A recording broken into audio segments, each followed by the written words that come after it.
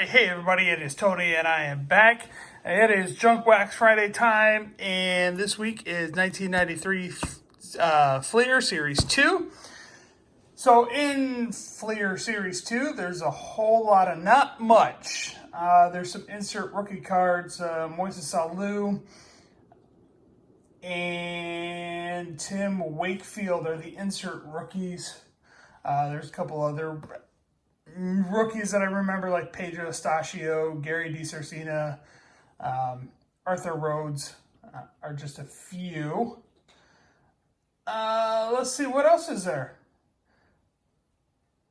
And there's some record breaker cards, some more insert rookie cards. This is where Pedro Martinez is. There's a few others.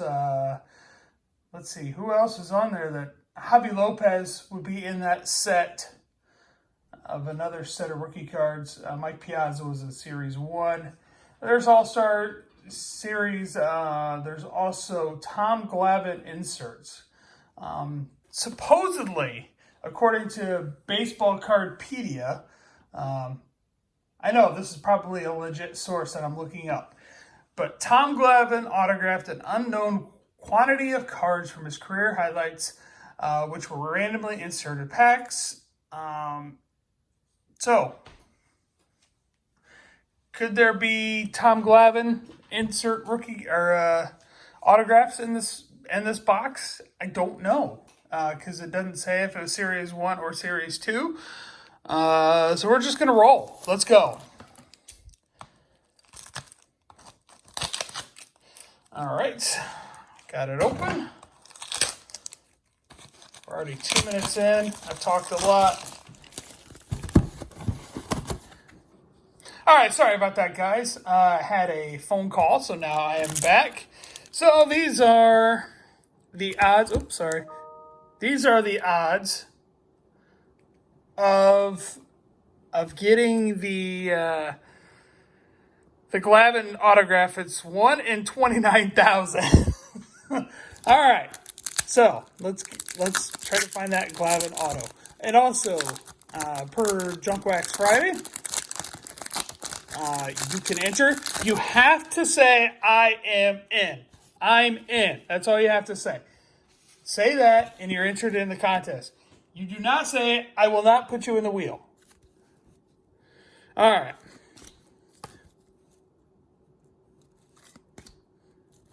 And if you... So for this contest, since there's no like rookies and you're not going to get that Tom Glavine autograph if I find that, just let you know. If you PC somebody, just let me know, and then, or PC a team, we can do that.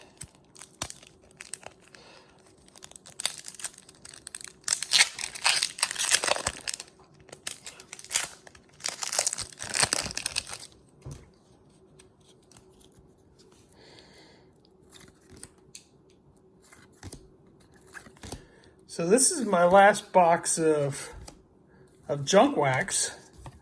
I wasn't sure how long I was gonna keep doing this.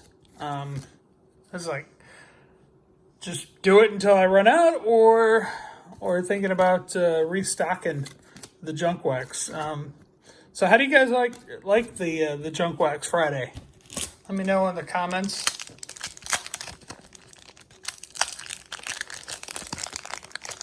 I'm all about taking a public feel of this whole thing. A couple Hall of Famers so far, but nothing to go crazy about. Superstar Special, Darren Daulton and Larry Walker, new Hall of Famer. Some... they made sure to put in the where they were traded to in Series 2.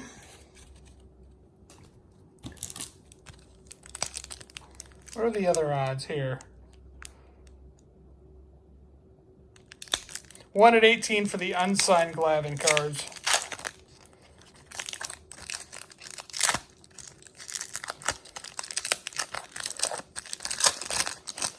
finding a Glavin auto is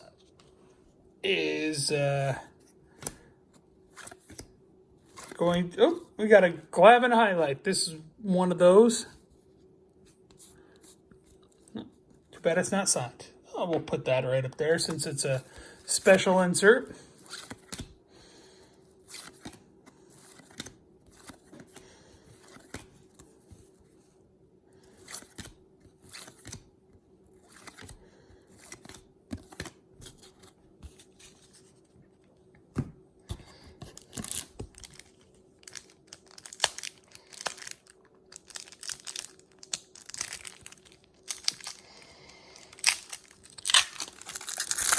They use some super glue on these packs.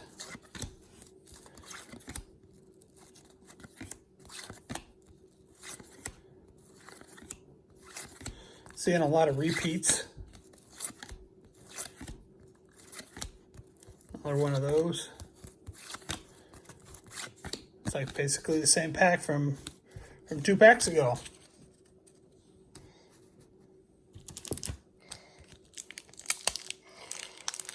So I'm redoing my my baseball collection, kind of whittling stuff down.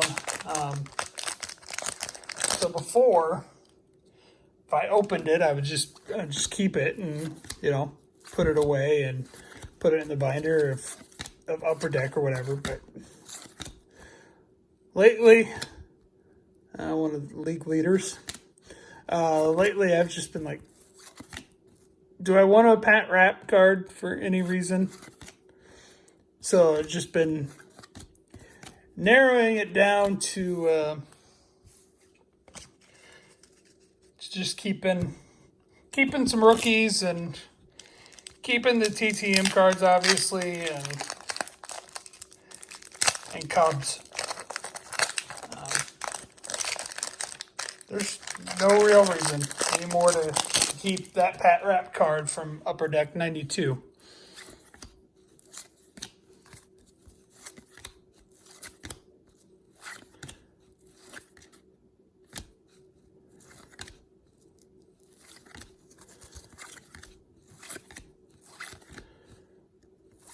Like Sean Bosky, he'll go into the Cubs binder.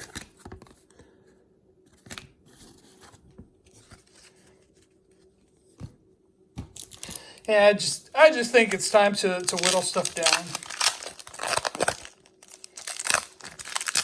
Obviously, junk wax never held its value.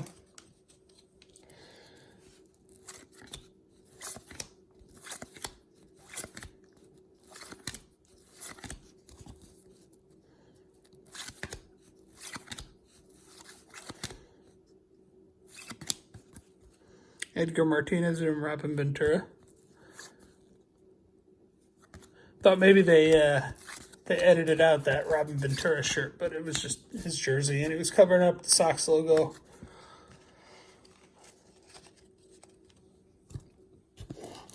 Heard Robin Ventura does TTM, but I haven't seen a valid address for him. I'll definitely take a Robin Ventura auto. I liked him even though he played for the Pale Hose.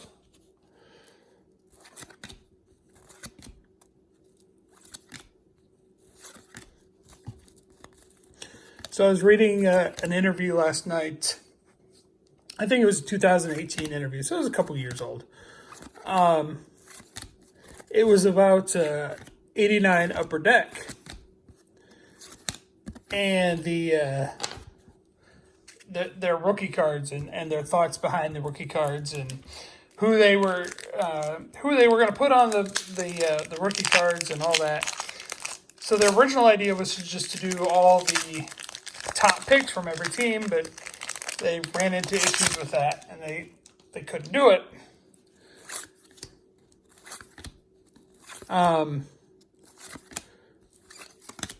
This is one of those rookie cards, insert rookie cards that I was talking about, Javi Lopez. I'll put that up there. So they were just talking about the numbering and how Griffey Jr. became number 1. Did they purposely do that? And the the guy, I don't remember his title with Upper Deck, but he said that, you know, it was never on purpose to put Griffey Jr. They were kind of just trying to put him in order of where they were drafted. And the guy that they put at number 3 played with the Pirates, Tony somebody or other. I can't think of his last name now. But they said that he wasn't even their top choice for the Pirates to put on the card. It was somebody else that he didn't give the name of who it was going to be. So those years after the 89 Upper Deck set, whenever they put in rookies, the number 3 card was always somebody that was low ranked and probably was never going to make it. It turned out to be kind of an inside joke among Upper Deck people about who the number 3 card was going to be. And the guy also said that he hated the Dodgers. So they did a Dodgers subset in 89 Upper Deck. And the Kirk Gibson card of that 89 Upper Deck set is 666 because he didn't like the Dodgers. So there we go. I found that interesting. If I find that story, I'll put it in my description and probably in the history of my my web browser. So it'll probably be an easy find. I'll link it in the description. You guys can check it out.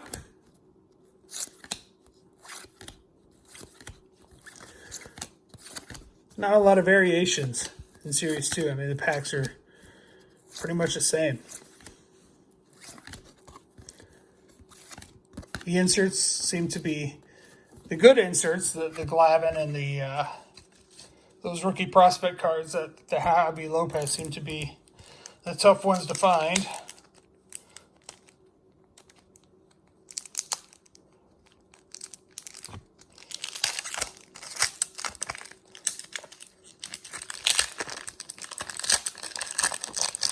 Hey, it's Mr. Marlin. Brett Barberie. So known as Jillian's ex-husband.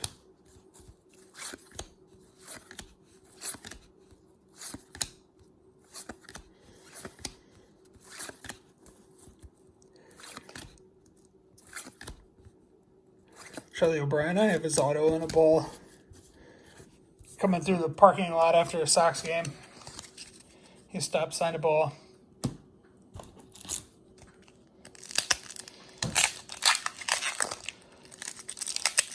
Went to a White Sox game. First one I ever went to was the 98 season. They were playing the Cardinals. And it was easier to get White Sox Cardinals tickets because I wanted to see Mark McGwire. Now, you got to see history. And it was easier just to get tickets there. So I went to see Mark McGwire. He hit home run number 30 something or other. This is in June, and he was already at 30. So it's pretty cool to see. It's like 31, 32, something like that. And it was set in the first base side, so it was kind of cool to see Frank Thomas and Mark McGwire standing next to each other when one of them got on base. Another one of those rookie prospects, Greg Colburn. He obviously didn't make it. I don't remember him. And if he did, sorry. Jose Vizcaino. John Smiley.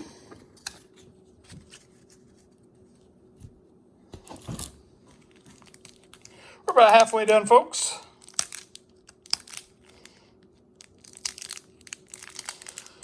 Jesus criminy, some of these packs. You can tell they were not searched.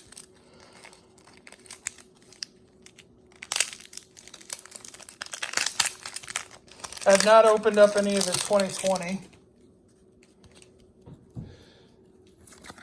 thinking about going out. We got a black card here. This is Golden Moments insert, Bip Roberts.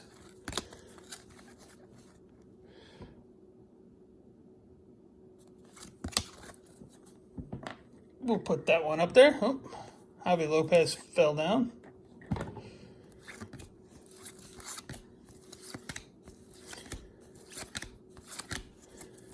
So Fleer 92 did a Roger Clemens auto card, like they did with Tom Glavine. They didn't certify the cards. They certified the 93 version with Glavine. They got smart.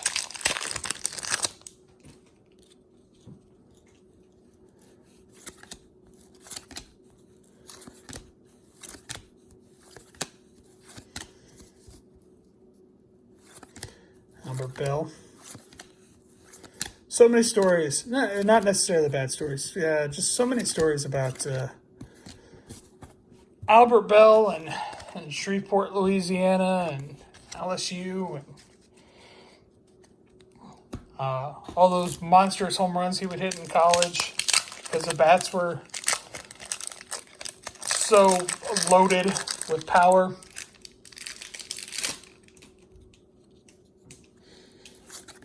Another black border coming up.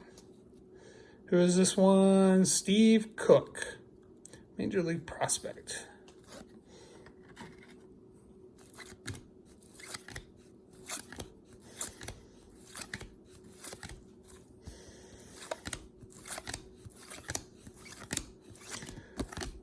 Wonder what a Tom Glavine card would fetch if I pulled one of these.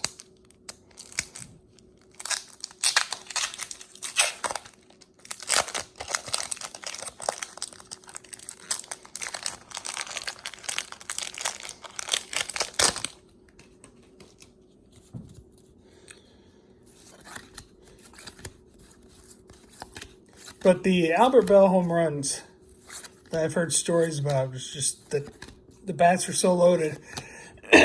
He would jack balls like 500, 600 feet.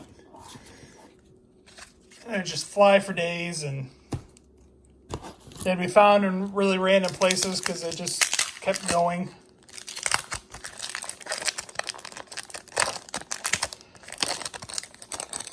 When LSU played at Centenary, which is in Shreveport, where I had worked for a couple of years, the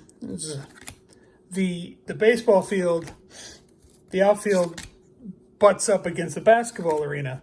There's a street in between, but it's more of an alley. But there were stories that when the bats were so juiced, he parked one on top of the roof, which is a good 600 feet away from home plate. No video evidence, but, so people say that Albert Bell and his homecoming would just jacked one on top of the roof of the Gold Dome.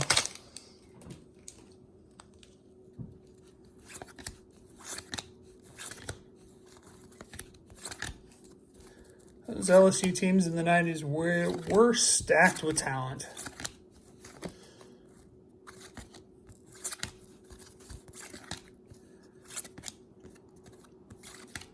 Major leaguers left and right, and everybody was hitting above 300 and had like 20 home runs.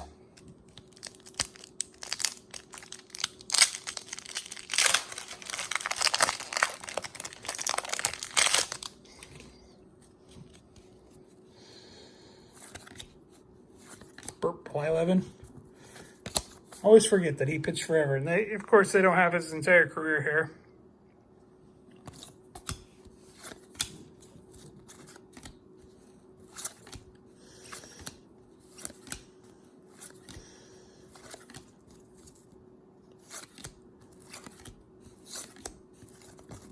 Can always tell when a photo's taken at Wrigley Field.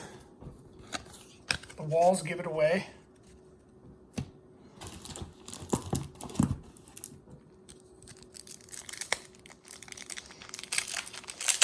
Got 16 packs left. Still searching for that Glavin auto. Supposedly. 1 in 29,000 chance of finding it.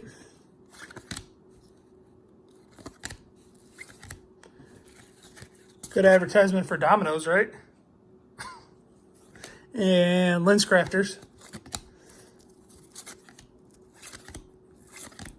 Was it that Ozzy Albies card from last year that was taken in front of the OxyClean sign?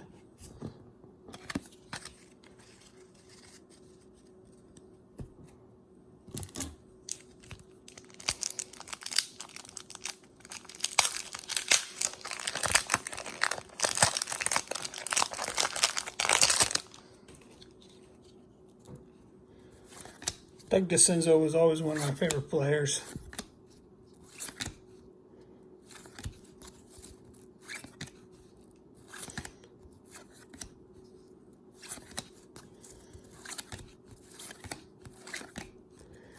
He was always the 8th or 9th inning defensive replacement for Andre Dawson.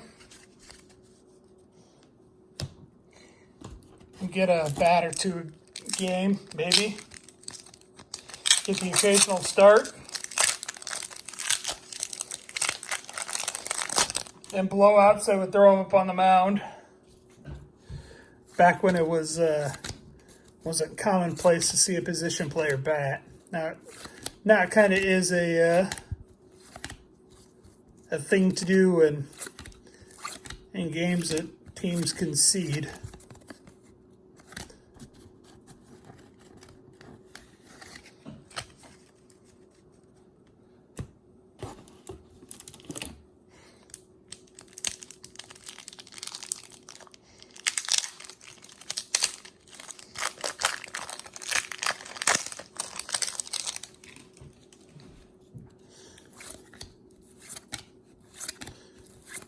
Got a white border, Tom Glavine. Same card as the previous one. Cool stuff. Sign it, Tom. Jeez.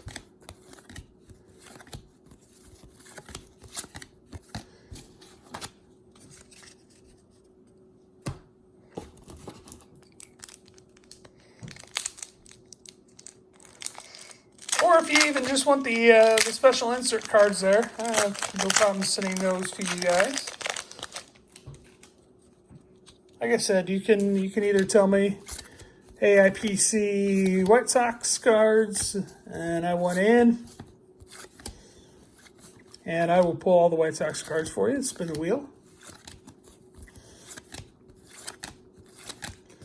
Or Mets cards if you're Carltopia.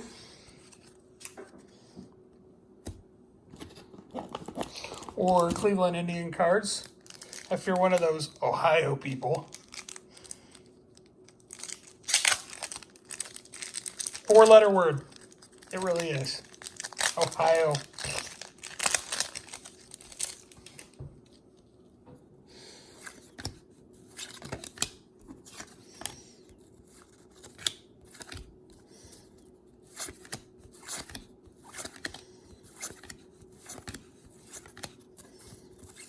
I'm just kidding. I don't have a beef with Ohio. I'm not from Michigan. And I don't like Ohio State, but I don't mind the state of Ohio.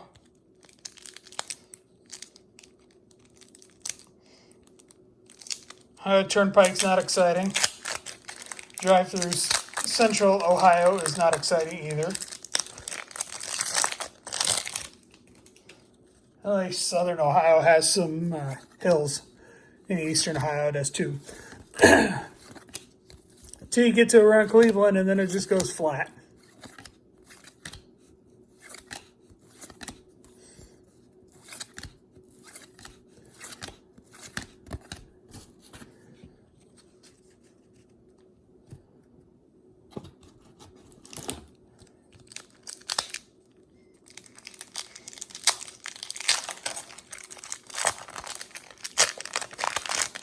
Alright, down to 6 packs here. This is the 6th.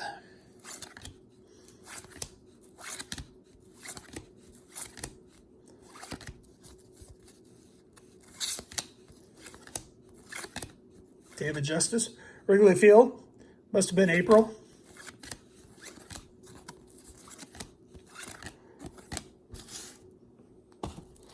The ivy doesn't generally bloom until around Memorial Day. And that's about when it's in full bloom. I'll start seeing some color on the walls in mid-May. Oh, we got another Tom Glavine insert here, right on top.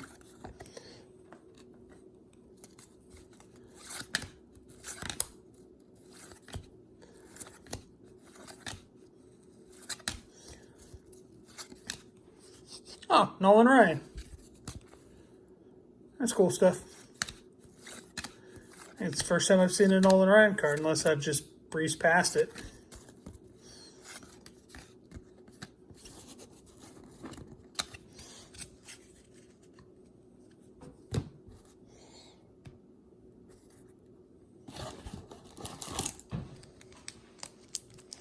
Don't want 12 again. Sports and Outdoors make fun of me when my stack falls over, so I had to do a couple of stacks because I know he would.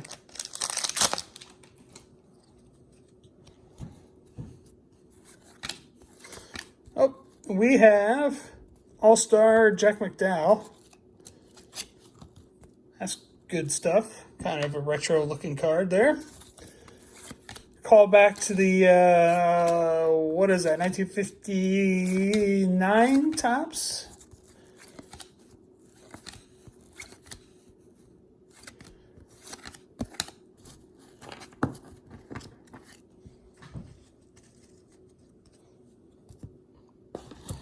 Three packs left.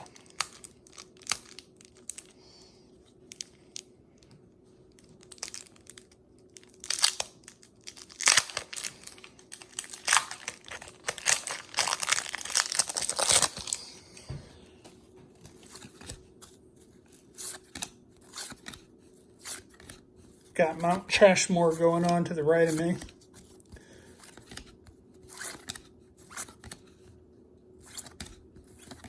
David Weathers pitched forever.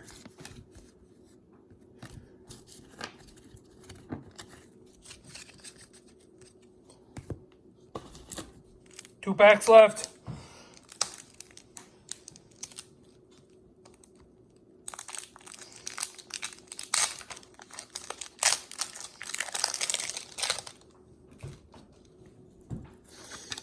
Another Tom Glavine. This must be the easy Tom Glavine to find. Oh, no, it's a different one. All right, cool. They all seem to be in his road gray uniform. So 3 Tom Glavine inserts.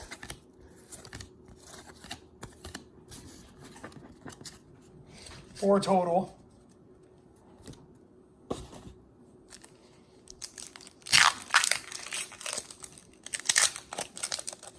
All right, could this be the pack that we find the Tom Glavine auto? Knock on wood, folks. Just knock on it. All right, thank you. Don't see the white border.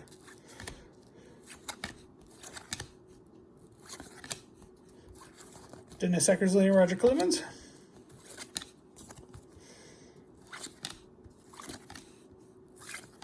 That's 3 cards. Ken Patterson, Brian Turner, or Shane Turner, sorry, and Carlos Garcia.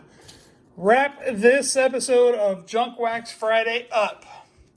So we got 3 Tom Glavine insert cards, a couple of those rookie prospect cards, an all-star Jack McDowell, and then a Golden Moments card as well. So those were our inserts. Again, if you want in on Junk Wax Friday, just say I'm in. And since there was no star rookies or anything, just tell me what you want, which PC, and I'll send it to you, and we'll spin the wheel on Monday. Thanks for watching, everybody. Have a great weekend. Bye-bye.